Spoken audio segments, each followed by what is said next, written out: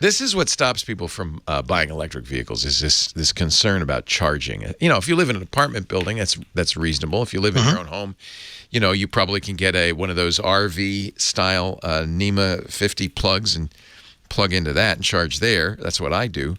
But the problem is then you get on the road and you got a couple 100 miles, 300 miles, and you got to find a charging station. There's gas stations everywhere.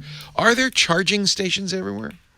There's more and more all the time. Currently, there's about 35,000 charging locations across the country, and that's total. That includes the level 2 chargers, which are the 240 volt chargers, which are typically about either 3.5 or 6.5 kilowatt power, and those take a few hours to charge your car. And then there's also about 3,000 locations with the level 3 chargers, which are the DC fast chargers, and those can range from about 50 kilowatts up to 350 kilowatt capacity. And the speed that your car will actually charge at depends on the system that's in the car. So like the Mach-E will charge at about 150 kilowatts. A Tesla and a supercharger on some of the newer version 3 superchargers, they'll charge at about 250 kilowatts.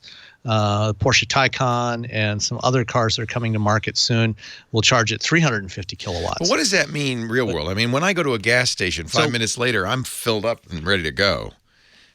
So the kilowatts, you know, is when you're talking about charging, you can think of it kind of like electrons per minute as a way that it's how fast you're filling up the tank with electrons. That makes sense. Yeah. But it takes a lot of electrons to fill up a tank.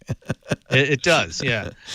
So on a 150 kilowatt charger, the Mustang Mach-E or an Audi e-tron, which have about a 95 kilowatt hour battery pack, they'll charge up from completely empty to full in about 40 minutes or so.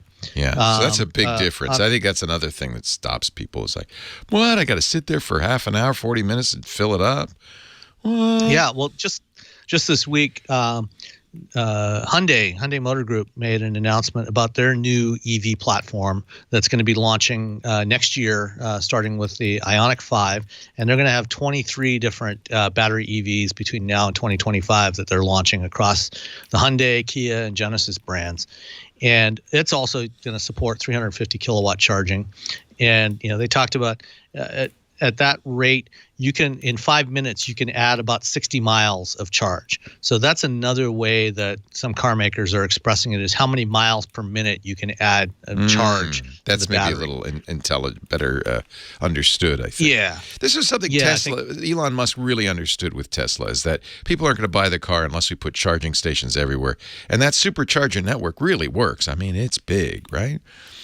Yeah, they've got about 900 locations now across the country, and I think about 8,000 charging points, supercharger points. To give you an idea of how important that is, I didn't buy a Tesla until they had a supercharger in my town. Now, as it turned out, I didn't need it.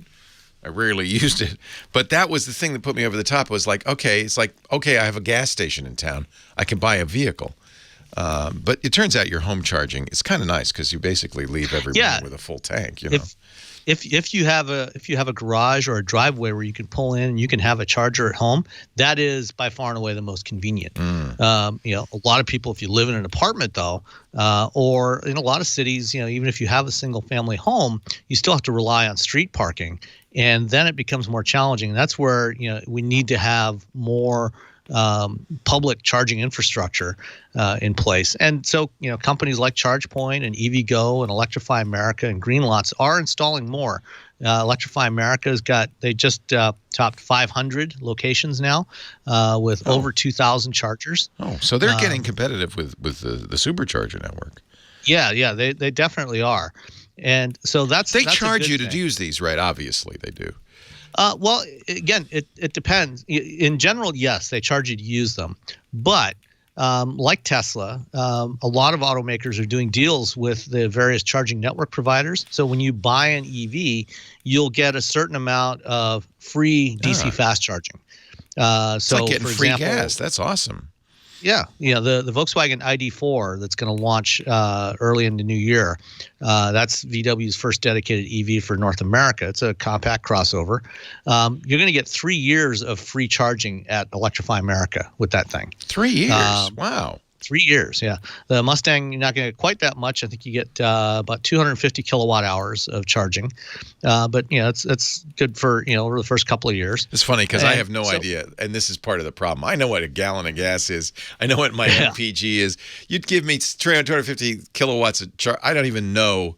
Is that a week, a month, a year? I don't even have any clue. Yeah. Right. And that is a challenge. Yeah. But the other thing that's a challenge is today we've got a whole bunch of different charging networks, and if you want to be able to use any or all of them, you've got to have an account with each one. Right. And so you've got on your key ring, you're going to end up with a bunch of little NFC cards or different apps on your phone. You're going to tap on the There's no the guy in a white suit with a cap going, "Fill her up, lady. It's all yours, man." You pull up to that gas. It looks like a gas pump. It's a charger. You got to plug it in, and then you sit there. A lot of times they build these near a mall or somewhere where you could go have lunch or, go see a movie or something. So there's usually something around there to do. Right, and there's excuse me. There's a new standard that's now rolling out called Plug and Charge, which Electrify America is the first one to deploy it, but others are going to do it as well. And Ford and Volkswagen and Lucid and other car makers are implementing it in their vehicles, which means that when you get your vehicle, you'll set up an account on your vehicle one time with that. So the car does the work. The car says, "Oh, it's me. I'm here, and I have a certain amount on account," and just charge it, fill her up.